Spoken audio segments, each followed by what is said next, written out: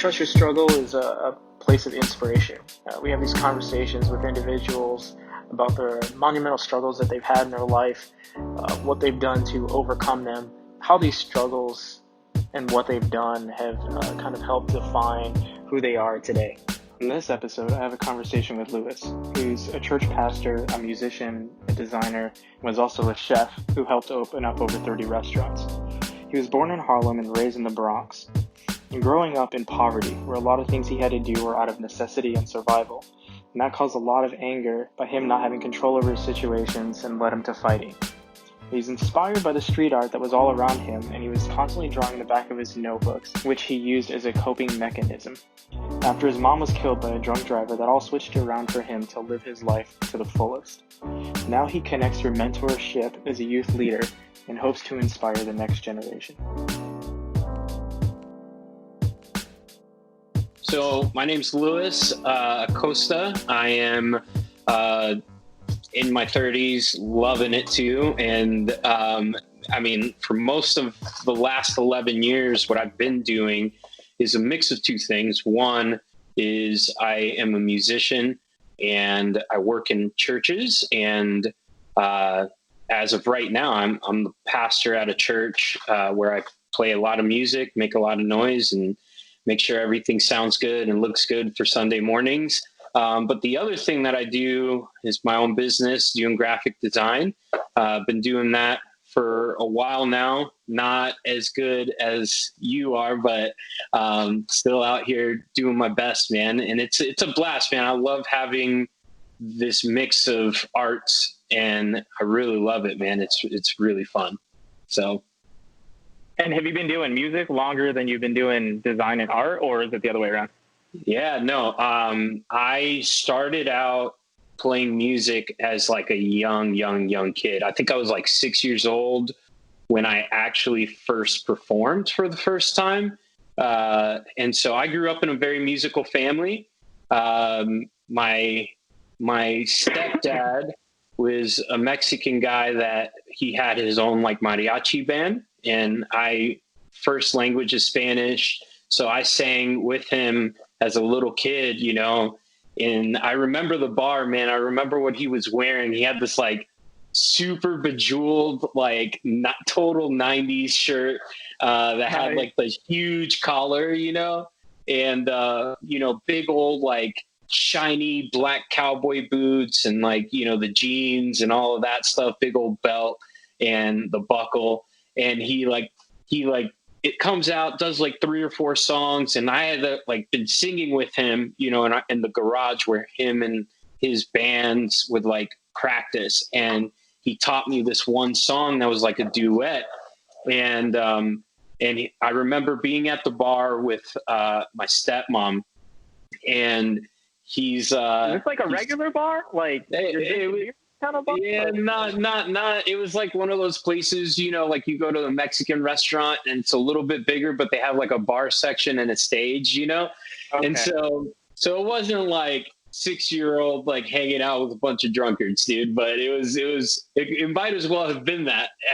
So, right? Because us Hispanics, we like to light it up, you know? But for sure. Man, he pointed at me and he was like, you know, I'm going to bring my son to the stage, which like, you know, as a little kid, like having my family dynamic was really interesting because I had my biological father and my biological mother, and I had like a whole nother family growing up. It's kind of crazy. We can get into that later, but all that to say, he brought me up and I sang for the first time as like a 6, almost 7-year-old kid. And like, to hear a crowd stand and cheer for you was like the most rush I've ever had, you know, like, yeah, that's awesome, dude. So by the end of that, I knew I loved music, and, I would just be in the garage all the time, playing on the drum set, picking up guitars. You know, I like, they had a like huge organ, like one of those old school, like gigantic Hammond organs, and like I used to play that, fiddles, all types of stuff, man. Like I would go in there and it was like a dreamland. So I've been playing music since I was like, I don't know, man, like 6. And then I toured for a while and played in some bands that toured and did my thing playing drums growing up in high school. I was a marching band. But yeah, man, the band that you were in where you like toured and stuff, what kind of music was that? So I mean, like my like spectrum is crazy because like I played in some jazz bands, and we did some like, you know, stuff where we'd go to like, we went to Vegas, we went to California a few times. That was really fun. And it was like a jazz/funk band. So we'd cover a lot of oldies, and that was awesome. And then I played in some metal bands as like a fill-in guy for a while.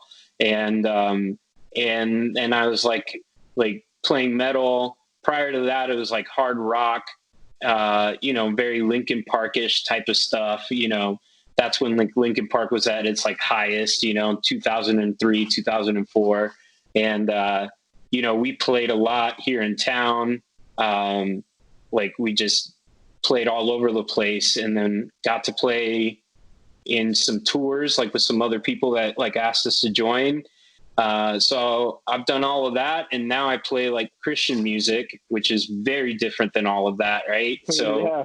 so I went from like Spanish to marching band to like jazz to metal to rock. Like I mean, I love all types of music, man. So Yeah, that's good. Yeah, me too, dude. Like I have music ADD because it's just like all over the place, man. Like, yeah. yeah. I mean, I love man. like the old stuff, hip hop, and then of course like the rock, industrial, all of it. Like, yeah. Yeah, man, I'm right there with you. Like from 9 Inch Nails to like Jason Mraz. Like, I mean, like, Right? like I'm like, people are like, what do you like? And I'm like, dude, like if I go on a long trip, I'm listening to anything and everything. I think the only thing that I don't like jive with the most is like country music, but it's grown on me over the years of like them being incredible musicians, but like the style of music isn't the thing that really hits me, you know? So what artist, what musician, what band would be your like guilty pleasure band? Guilty pleasure. Yeah, Man. like if it came on, like if you were listening to the radio or like Spotify or something like that, and it came on, and people were around you, you'd be like, oh shit, I need to turn this off. But if you were by yourself, you would bump that shit. Oh man, that's okay. So growing up as a drummer first, like that, like singing was my first per se instrument, but people don't consider it, right? But like growing up as a drummer first, the instrument that I love to death, and I barely get to play it these days, but I appreciate some of these drummers like, you know, Buddy Rich and, you go down the list of all these great drummers, but the first drummer as a left-handed person that I found that drummed the way that I had to learn how to play, is Carter Buford from Dave Matthews Band. And so, all right. So like if that comes on, you know, Ants Marching, that snare part, like everybody knows it, like, and people will listen to and they'll be like, oh, that's kind of douchey music, you know, like you got to be like a bro from like the 90s into the early 2000s to like this. And I'm like, I love me some Dave Matthews, man. Like, like I don't know what to say. That's cool. So when you were talking about the drummer and the left hand for, I totally thought you were going to go into Def Leppard there for a second. Oh no, man. Def Leppard's pretty dope, but like, and I love like that 80s, 90s, like glam rock type of stuff. I love that shit. But yeah, man, I gotta say Carter Buford band lights it up. And so because of him and him alone, I know like 80% of their songs from those first like 4 albums. And so yeah. Nice, dude. But yeah. That's cool. Right on. And then, so what about the art side of it and the design and everything? Like, how did that all come about?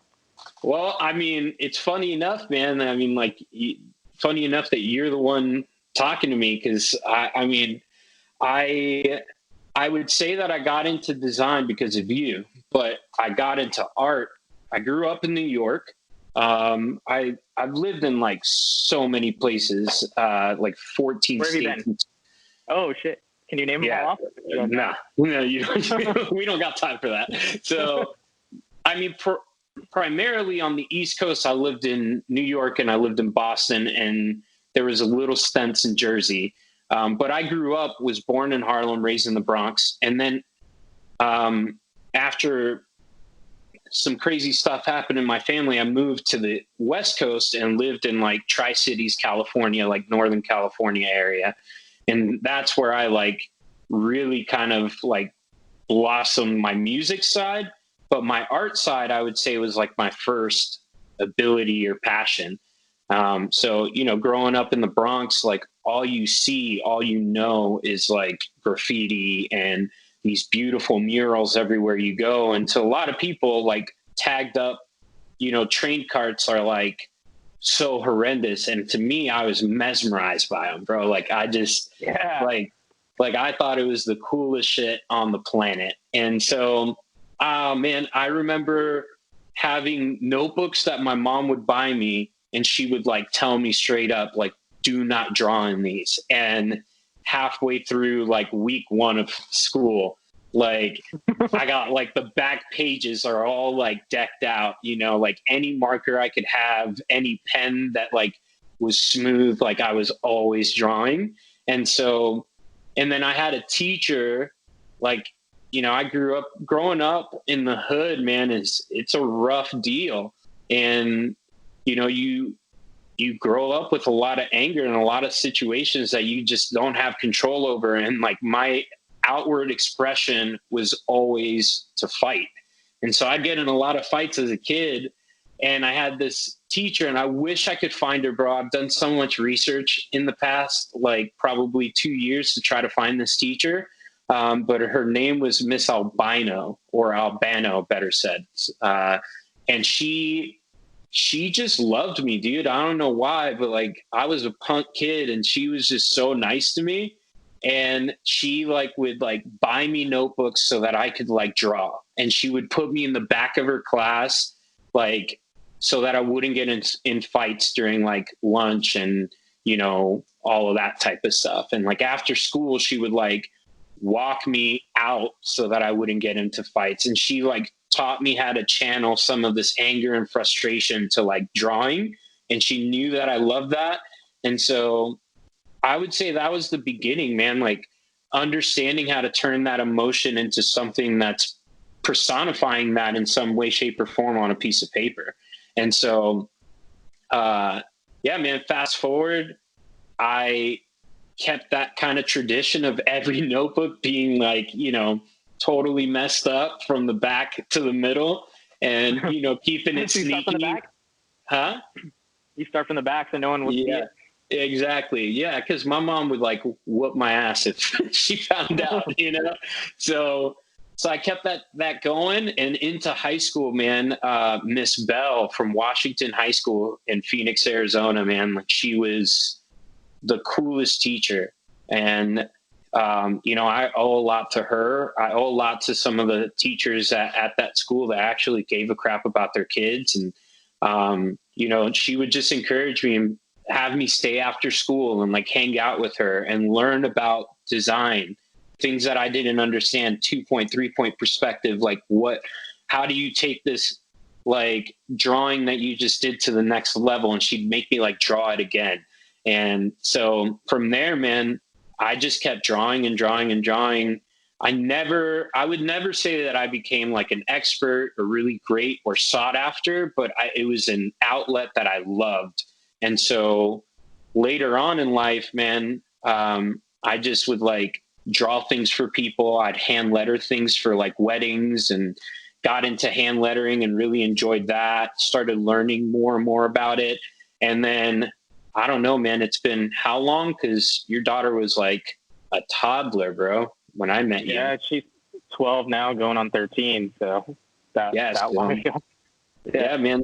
So I remember Lux being like the super chill place, and I'd go hang out there, and man, ran into you because your daughter like was crawling around, and and man, once I met you and saw like what you were doing, I was like super blown away. Like first conversation, you told me about design and like how you were a graphic designer, and at that time I think you were freelancing, weren't you? Yeah. Cause I was at home with her doing like the single dad thing. So yeah, man. So I was just like super impressed that you could take something that you had like drawn on paper and turn it into digital media in some way, shape, or form. And I was like, how do I do that? And at the time, Adobe was like wild expensive. And yeah, and you I had to couldn't buy like per thing. Yeah. Yeah. And so I couldn't really get my hands on it. But right around the same time, I started working at churches doing music stuff. And so like I kind of like snuck one of their licenses, and like the lady that did all the graphic design stuff, she was like, don't tell anyone. Like she hooked it up when it was really cool. And prior to that, like between our first conversation within that first year, there was another family that she was a graphic designer, and she would like tell me all this stuff and let me use the program when she wasn't in her office. And so I just like went at Illustrator and Photoshop and learned the hard way. Just like press this button, see what it does. Cause YouTube wasn't the thing at that time, you know? Exactly. Yeah. You were legitimately self-taught. Like, Yeah.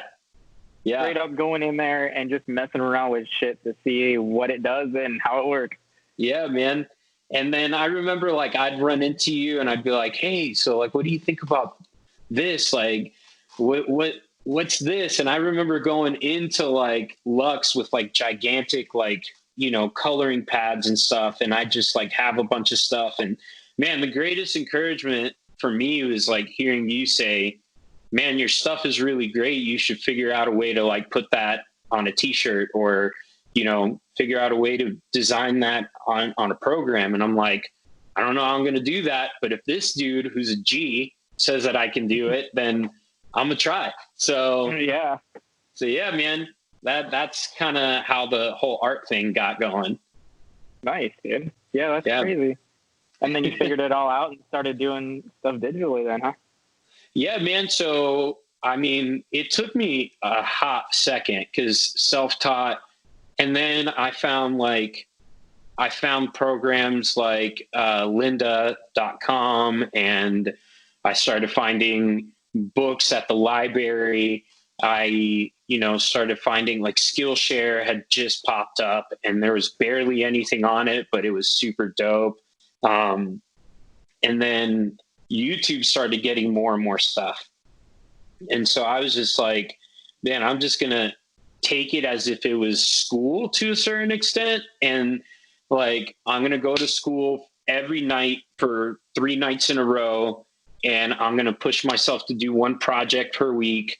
Like, and I just like, I remember meeting this dude, Doug, at one of the churches that I worked at. He had his own like company here in Phoenix, and super cool dude. And he was like, you got to read this book. He handed me this book. He's self-taught as well. And so, you know, I just felt like I was getting all this encouragement from different people to like continue going. So I was like, let me see what I can make out of this. Cause I know that playing music, it might not pan out. Like it might not be the thing. And so I was like, I hate the idea of sitting at a desk. I had done that.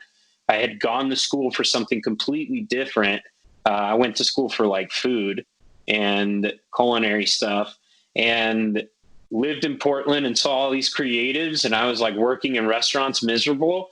And so, and I was like, man, I just need to like go after this thing. So I think it took me probably like 3 years to feel confident to take on an actual client. And so hold up.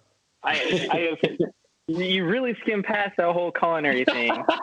You started out, you're like, yeah, I do music and I do design, I do art. But you left out culinary. Like you're like a chef, or you were a chef. Like that's that's an art form in itself. So you were just like, you're all over the place. You're just like, I'm just sweating out creativity. Yeah, I'm like a jack of all trades, man. Like I am not excellent at anything. I'm pretty good at a lot of things. And so, you know, there's nothing wrong with that. So, I mean, like, dude, the list of stuff that I've done is just endless in my opinion. And sometimes it feels a little shameful, but now that I'm older and look at it, like, cause like growing up, everybody's like, oh, I went to college. I have my dream job. I do the thing 401k, the house, the car, the wife, kids. And I just didn't grow up that way, man. Like, we had government cheese on the table. Like, it was survival mode for everything. Like, if my mom gave me $1.50 to get on the train with my little sister, like, I'm saving that $1.50 to buy like an icy and some hot Cheetos, like on the way home. So like, I'm sneaking in. So, a lot of the things that I've done in life have been out of necessity and survival. And so going to culinary school, I look back on it now and it was a decision for sure, but it was also a survival method. Like, it was a way for me to like, okay, well, maybe I can make it at this. Right. And I mean, that's been, I would say, my greatest struggle is the fact that I never really felt like I fit in or that I belonged anywhere, because I didn't know that I had the choice to do what I love. So I just always looked for whatever it could be, So long story short, man, I like fell in love with this girl. She was super cool. And prior to girl. Yeah, it's always a girl, right? And I was working at like camps, and every time I worked at camps, like, summer camps for kids and stuff like that, like I would, always work in the kitchen. So it was either I was working with my hands and building things, or I worked in the kitchen. And Arizona, it's 109 degrees out, and you don't want to, like, I'd rather work in the kitchen instead of working outside. Right. So I just kept signing up for it. And I met this girl at one of the camps, and we ended up dating long distance, and it was pretty serious, like all of that stuff. And then she signed up for culinary school, and she was like, you should really think about doing this because like you're really good at it. And so I'm capable of like keeping my cool in high intensity situations. And that's ultimately what working in a kitchen is, but I didn't think of it as like a creative outlet until later on in life. And so anyways, fall in love with the girl. She moves to Portland to go to school out there. It's like this beautiful downtown that I've never seen anything like this other than in New York, but it's way more chill than New York, So, so I like ended up moving out there, and I just like walked in and was like, hey, like, what's it take to go to culinary school? And they were like, sign up. Here's all you got to do. Let's get you some FAFSA. Let's like, all the stuff. Right. And so, man, I ended up going through the program, graduated, and I did, restaurant management is what I really went through, but you go through like a full chef's program if you want to sign up for more classes. And so I did that. I'd extended it a little bit. And then the reason why I've lived in so many states is because when I graduated, I went and did consulting for restaurants. And so I opened and shut about like 30 something restaurants in a matter of like 3 to 4 years. And so, damn, dude. So everything from like front of house, all the wait staff, all the training for that, like anything in regards to management. But like my main thing that I've always loved was the aesthetics and the way that you treat people. And I've loved the food. And so like my boss just like loved having me around because I was all about marketing, all about the idea and the visual aspects of the actual restaurant, and had an eye for that type of stuff. And then like hospitality is my jam, man. Like I live for the opportunity to like serve somebody some food or hang out with somebody and serve them a drink and hang out and them have a great time. And so I loved it, but it also was just, it was madness, man. Like complete madness. The crazy industry. Yeah. So I ended up doing all of that, which was really fun. Helped do that for 4 years. I made decent cash, but man, I was just burnt out, moved back to Phoenix. And right around that time, man, is when I ended up meeting you. Right around that time is when I started doing music again. And yeah, it was a complete 180 from where I was and the direction I was heading. Obviously it didn't work out with that girl. So yeah, I guess so. You moved back, right? so yeah, man. So well, at least you created a great experience out of it, and a good, sprint in your career doing something like that. So, and that's something that you could always that's always going to be there. So yeah. People got to eat. Right. Yeah, exactly. Right. Even right now, you might not be going anywhere, but at least you're picking it up to go or doing it at your house. Yeah, man. So there's always something. So let's, what was that like monumental point of struggle in your life where, shit kind of hit the fan and, you're like, yeah, this is it. And then, how did you overcome that point, and what was that whole thing about? Yeah, man. What'd you get out of it too?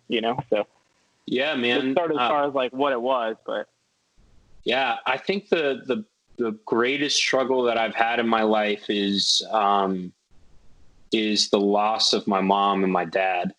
And we grew up really poor. We didn't have a lot. All together on both ends of my family, it's 7 siblings, who are all incredible people. But our family, we were close for a season. And then due to some of the stuff that I really love my dad, but when I was younger, man, we were like cats and dogs. Like it was just not good. A lot of it had to do with the fact that my dad, being an immigrant to this country, coming from a place where there was, in a sense, a revolutionary war in the Dominican Republic, like he saw some atrocities, man, and had to do some things that I don't think let him think straight. And I don't think it created a sense of emotional intelligence in him that he was capable of owning his future, owning his situations. And so a lot of what happened is we would just move all the time. Like he would have a job for 6 months to a year.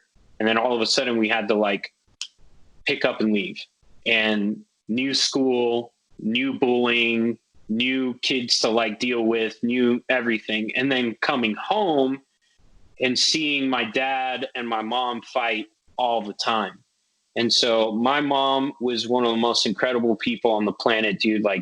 If she knew that you and I were talking like this, and she was still alive, she'd be like, oh, let me send Matt this and that and that. She would be trying to feed you, send you thank you letters. Cause she just loved her kids, man. And loved the people around her. She made extra food. We were dirt poor, and she made extra food all the time, man, just in case somebody needed some. One of the most incredible women on the planet, man. And so, yeah, man, seeing her get verbally abused and at times physically abused with my own eyes made me have a really tough external shell towards my dad, And, sure. And so we moved a lot. Finally, my mom, when we lived in New York, she kicked him to the curb for the final time. We ended up moving to North Carolina. We bounced around for a while in between that. And, man, we were doing great. She was working. She was learning some things that she wanted to learn. She always wanted to be a nurse, and she was going for things. And she was an immigrant to this country, barely spoke perfect English in any way, shape, or form, Was she from the Dominican Republic as well? Yeah, she was. Okay. Yeah. And she was just hustling, man. Just full out hustler, bro. Anything she could sell, she was selling it. Anything she could be a part of to make money, she was a part of it. Everything that she could do to take care of her kids, man. And at that point, most of my siblings on my mom's side were grown, so they were living their lives. Me and my little sister were the only two, right? And so, man, she ended up going to work one night, and I remember it like it was yesterday, man, watching TRL, if you remember that. Yeah, dude. and we're like chilling, and she would have been home by like the end of that, right? And she didn't come home. And I was just thinking, yo, she's probably working extra, but she would normally call. Maybe she didn't have a way to call. And so, man, 8 o'clock, 9 o'clock at night comes rolling around, and we're nervous, and she would normally be home by like 4 or 5 o'clock. And how old are you and your sister at this time? my sister's 4 years younger than me, and I was 13 when this happened. So Okay. yeah, man, pretty tough age for it to happen. But yeah, man, she got hit by a drunk driver on the way home and died on the way to the hospital, Damn. And, man, that was the moment where something switched inside of me. Like, cop comes to the door and he starts asking me if there's anybody home. We lived with our aunt, so nobody else was there. And the cop wouldn't tell me what was going on. My little sister's like bawling, and I want nothing more than to break down and cry. And, but like something inside of me kind of like switched on, and something inside of me switched off. The thing that switched on was this like protective, like approach that I knew that I had to have in the moment, but that never went away. And so I was just like, I can't cry, because if I cry, my little sister's going to think that there's more vulnerability in the air than what needs to be, And so like I tightened it up, cried one tear maybe, and I was like, I got this. And so as a 13-year-old to hear that, right? Like your mom is in the hospital. It's not good. Like, something inside me just kind of switched as well on the other side that was bad, which was just a level of rage and anger. Like, oh, for sure. And to everybody else, it was like, oh, Lewis is still happy. He's still good. Everything's great. But like inside, man, I was like, all I wanted to do is listen to some type of like intense Metallica song and like throw a bunch of shit around, So, and the fact that you were like 13, so you're in that like angsty teenage phase too. Yeah, man, that's true. And so, yeah, man, we called our uncle who lived in the same city, and he came out and stayed with us, and they kind of gave him like the full spiel. And, the hard part with that, it was towards the end of the year. I think we were on like about to hit spring break.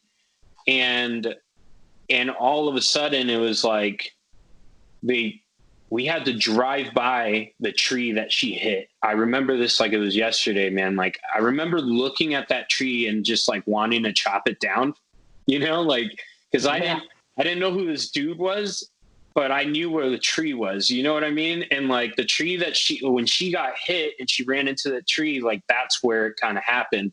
And so I was like, man, like, I remember that tree. I remember that street, like, so vividly. And we had to drive by it every single day to go to school. Oh, shit. And, like, and it wasn't like, hey, Dad, take a different route. Like, Dad wasn't around. It was like, get on the school bus, go to school, and every single day you have to look out the window, And I just like, I think that was the beginning of my struggle. And the struggle was losing both of your parents at the same time, in a sense. Cause like my dad just wasn't there for us at that time. And me and him didn't get along because I'm very different than he is. And in so many ways, I'm very similar. Like, I think that's like, like you see that now, right? Yeah. Yeah.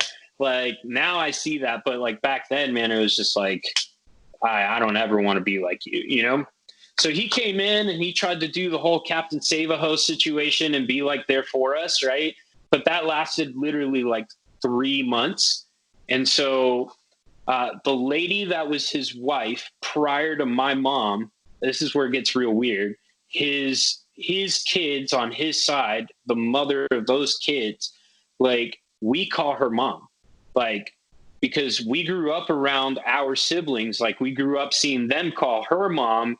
And my mom was like, she was a G. My mom was so awesome. She was like, always encouraging us to like befriend even further this lady that had no tie to us other than her ex-husband's kids, right? Like, but they like somehow became friends and had this like thing together. And so, yeah, man, she flew out literally the day after my mom passed away and came and took care of us. Wow. Like, she's amazing, dude. You know, like for that reason and that reason alone, she's incredible. And then for those 3 months that we were with my dad, she would call us like every day and be like, if you ever want to move to Phoenix, you just let me know. And at the end of those 3 months, man, we were fed up with like our dad. We knew that he was like starting to almost get into that place of like not wanting this responsibility. Like it's something that I just grew up with and I could sniff it in the air. And so like I called her and she was like, cool. Like so-and-so, the dude that taught me how to sing, the dude that pulled me out onto the stage when I was 6 years old, Esteban, she was like, yo, he's going to go out, he's going to pick you up and he's going to drive you across the country. And yeah, it was the craziest situation, man. So 1999, we moved to Phoenix, Arizona. And, you know, in a sense, with all the other places that I've been to, I always land back in Phoenix. And so, yeah. Right. Yeah. So man, I was angry for like freshman, sophomore, junior year, just an angry little kid. But there was just people, like I just saw situation after situation where people showed me a level of love that I didn't deserve.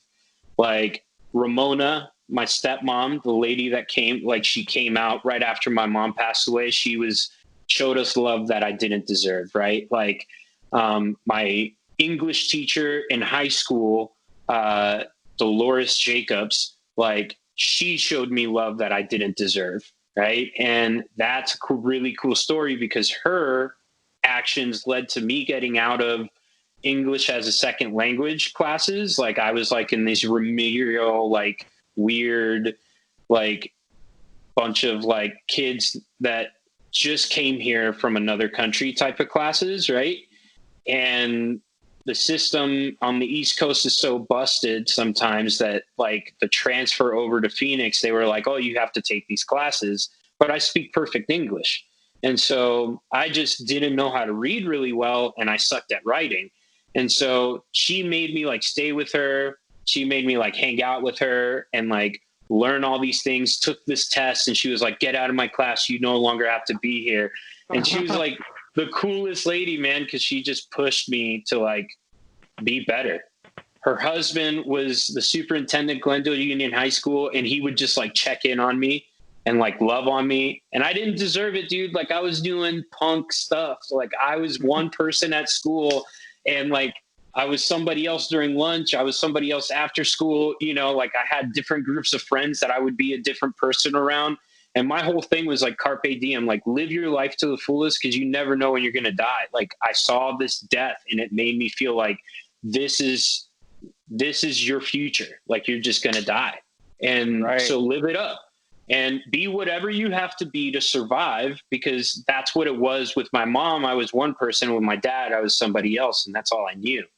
And so these people just showed me love over and over and over again. And honestly, man, the thing that got me past it was realizing, one, that my life was worth something and that I didn't have to like pretend all the time, because these people like Dolores and her son, who was my young life leader later on in life, and that whole family just loved me to a level that I didn't feel worthy of, but they just kept telling me that I was.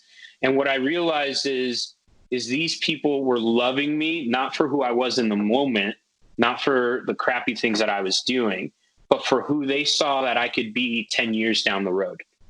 Right. And when I caught that vision of who you can be 10 years down the road, it was over.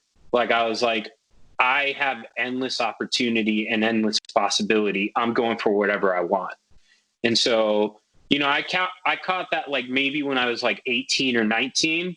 And then the other thing that like got me out of that rut of being angry and pretending and feeling like I don't belong was like my faith, man. Like I gave my life to Jesus. I think it was my junior year of high school.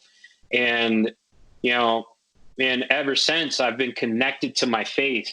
And those people around me were the reason why I went to church. They were the reason why I started doing certain things and like being part of certain things. And they just kept loving me and loving me. And, you know, up front, it was like, oh, these people are really nice. And later on in life, I realized like their faith and their value for who they are and who God says they are led them to love other people in that same manner.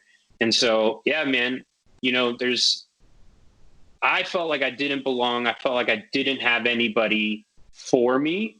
And all of a sudden somebody was telling me you're worth more than you think.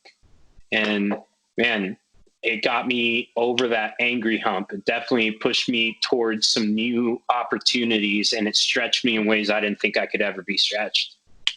Yeah, for sure. I mean, it was just like, it opened your eyes. Yeah. Yeah, man. And look where you are now. Like, you know, over 10 years later, right? Like, yeah, totally different person. Like it's just, that's crazy. That's so nuts, dude. Right? Yeah, man. I went from like picking fights and being an instigator and like thinking everybody's horrible. Like I didn't trust white people. I didn't, you know, trust anybody that was nice to you, to being that person that did all of those positive things that was done to me. Like now I'm like, I have to pay it forward. Like I have to be this for other people. Like now where I'm at in my life is I want to be that slingshot that sends people into a trajectory sooner, quicker, faster than when I arrived in that space, you know? Right. Exactly. Yeah. So it happened. So you don't have to go through all of those years of that struggle, right? Like, you know, man. Yeah. So and how are you doing that? Man, I mean, obviously like I work in a church. That doesn't solve any issues or provide any answers. I think what church does is it provides community of people that see things from a spiritual perspective like you do, right? It's an encouraging place. It's a place where like the music is something that I love and I get to be a part of that, right? But the main way that I feel like I've been doing that since like 18, 19 years old, like has been through mentorship. Like I feel like my job, like I said, is to like get you there further, like, and quicker, like, like whatever there is for that person. And so, man, I'm a pretty direct guy. Like, and I'm not your average pastor. Like I drop all the swear word bombs, if you will. Right. But, like I've lived a pretty rough life and I don't expect anybody else to, you know, be perfect in any way. I think that's bullshit to begin with. I also feel like, you know, like in my life, I've done so many horrible things, from stealing to, you know, insert whatever else you want all the way down the road, that I'm like, you're not going to surprise me. Like, you're not going to do anything or say anything that I'm going to be like, oh my God, that's so horrible. Right. Right. Yeah. You've seen it all. I don't know that I've seen it all, but I've definitely seen a lot. And so I'm just like, first off, don't BS me. Second, like, let's talk about the real shit. And third, like, the thing that happened for me is the thing that I'm repeating, which there was people that came alongside me and said, you're worth it. And I got your back, not just right now, not just in this situation, not just for the moment, but for life. And I mean, some of those people I consider to be like my brothers and my sisters. Like their kids call me Uncle Lolo, you know, like consider them family. Yeah. Yeah.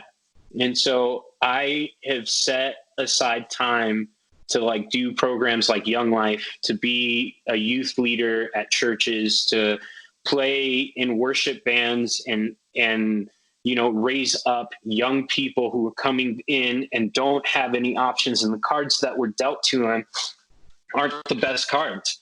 And they're starting not at the start line. They're starting 2 miles prior to the start line. you know? Yeah. And they have the gusto in them. They have like the tenacity to be able to not just start prior to that start line, but they can finish before everybody else that was handed a better deal. And it's been amazing, man, to like stand by these young guys, some of them who become my best friends, some of them who have become family, some of them who are off doing their own thing now. And we barely talk, but when we do, it's like, you just press play. We were on pause for a second and we just press play. Right. Yeah. And so like starting right over.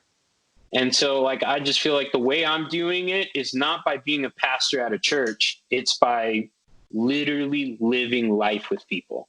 Like there's nothing greater to me than seeing somebody like go from being a freshman in high school to graduating college and knowing that you like have had the hard conversations, have lived the hard situations with them. And, you know, from the situations that I've had to grow up with, man, I feel like God has given me the ability to have a certain level of wisdom that I can speak into those things and not just be like, oh, well, things are going to be better, but actually be like, what the F are you doing, bro? Right.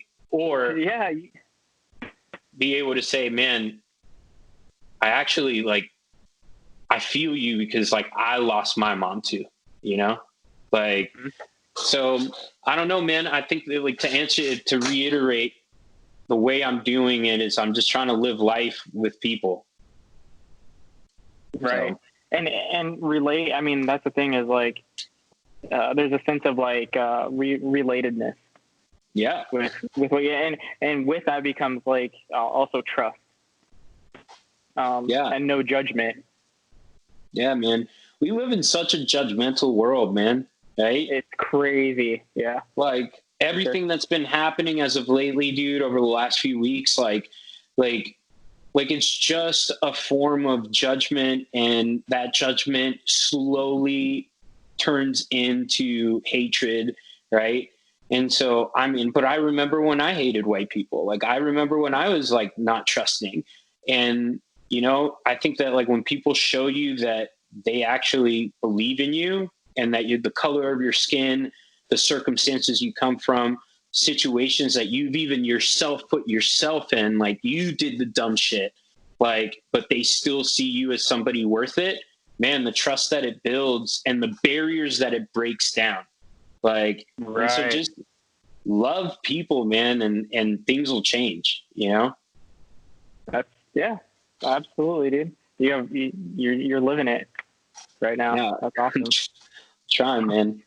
So. You are, for sure. Well, man, this was deep, but it was fun. It was awesome. Like, I really appreciate your story, for sure. It was very powerful. Dang, dude. Yeah, no, I appreciate the opportunity, man. Sharing my story is like, I don't know, for a long time I ran away from it. And now I'm kind of like, okay, I'm ready to tell some of the deeper, darker stuff, because the shadows prove the sunshine, you know? Right. So, yeah, exactly. And you really, you realize and you learn from discussing these stories is that you're not alone, and other people have gone through similar things. It might not be the exact same thing, but there's a lot of similarities, you know, and it really brings like humanity back into things. Like, yeah, we're all dealing with our shit, or we've all dealt with some shit, some place, sometime. And here we are now, you know, and there's maybe people that are going through it right now. So the whole purpose of this is that if someone is going through any of that kind of stuff, you know, at this time, and they stumble upon this, like, that there's some sense of like inspiration from that. Yeah, man. I hope there is that inspiration. I hope we can bring that to people, for sure, man. Not only that, but just safety as well. Like, it's okay for you to be in those circumstances, and there is light at the end of the tunnel. So, you know, if anybody needs somebody safe to talk to about these type of things, like, you know, throw my name out there or my email, and I'm happy to like chop it up with them. Nice. So where can people find you at? Yeah. So, I mean, I lead worship here in Phoenix, Arizona at a church called Citizens Church. It's off of like 7th Street and Thunderbird. So they can go on the citizens of Phoenix.org, and they can definitely find me there. You can also find me on Instagram, Facebook. You just type in my name. I'll probably be the only brown guy. Is your Instagram and Facebook just your name? Yeah, it's actually LR Acosta 3, and so just keeping it simple. But it's just my first name, middle initial, last name. So yeah, I mean, I would love for people to, if they have questions about faith, they have questions about their worth, if they have just want to word vomit, man, I'm always happy. Nice. So, and do you post your music and your art and design stuff on that stuff as well? For the most part, I'll trickle some stuff in here and there. But because I mean, it's not a shame thing. It's more of a, I have decided that I don't want to self-promote. If I was running my business and it was the only thing that I did, I would definitely have an Instagram account. But for me, I just feel like most of my posts are about other people. And when I post something about me, it's because it has a deep meaning and I feel like it might help people. So I mainly focus on celebrating people on my Instagram, celebrating situations. And I'm not really on there being like, hey, check out this new design. So gotcha. So most of it, if you get any freelance work or something, all of that's done through word of mouth, right? Yeah. So as of right now, the clients that I've had over the last 3 to 4 years has all been word of mouth, friendships that I've built, referrals from those friendships, so on and so forth. Very cool. I mean, that's a solid way to do it for sure. So, because you have that trust in the people around you. So yeah. So awesome. Well, thanks, man, dude. I really appreciate this. This was awesome. Yeah, cool. Man. Of course, dude. Thank you.